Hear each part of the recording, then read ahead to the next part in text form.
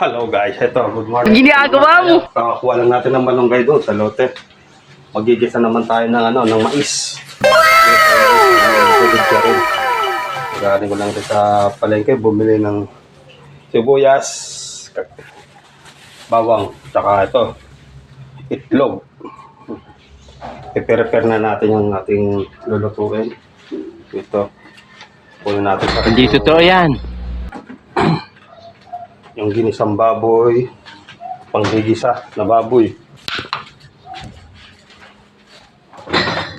Pati kamatis. Parang luto na ito ng mais, parang munggo. Pwede na!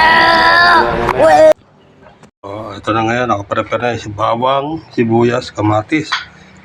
Tapos hindahan natin ng malunggay. Ito na. Ito na yung mais na gayat na natin. Ngayon, ito na, inumpisan ko na pamantikain yung baboy. Para sa pagigisa, dyan na natin yan. Dito talbog yan. Okay, antayin nyo na mamaya ulit guys. Siya, malambot na, pwede na pang mantikain siya. Ito na, mag-umpisa na tayo mag-gisa ng baboy. Sana all. Wala na siya, gigisa na natin ito.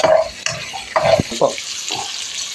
Ayan na, nagigisa na tayo ng ginigisa na natin dito sa sa baboy na pinalambot natin kanina. Gisa na.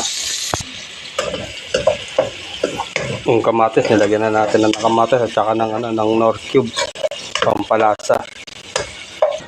Pag nag-okay na yung kamatis, ilalagyan na natin yung yung ginayad natin na mais. Ayan.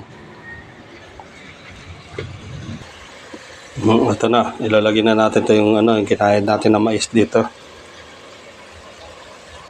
Ito na siya, nailagay ko na.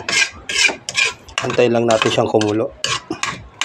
Bago natin lalagay yung yung dahon ng malunggay. Ito na siya, kumukulo na, malapat na. Ito, okay na siya. Ikakarga na natin ito yung malunggay para pwede na natin patayin. May okay na to. Yung dahon ng malunggay, parang lang naman luto nito, parang munggo lang. Munggo style lang siya.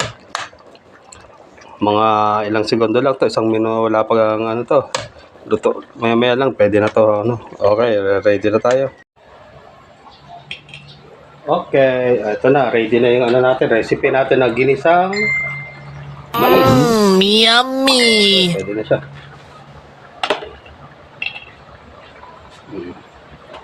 Namit na siya, namit. Mag-isa lang tayo rito ngayon sa bahay. Sana all.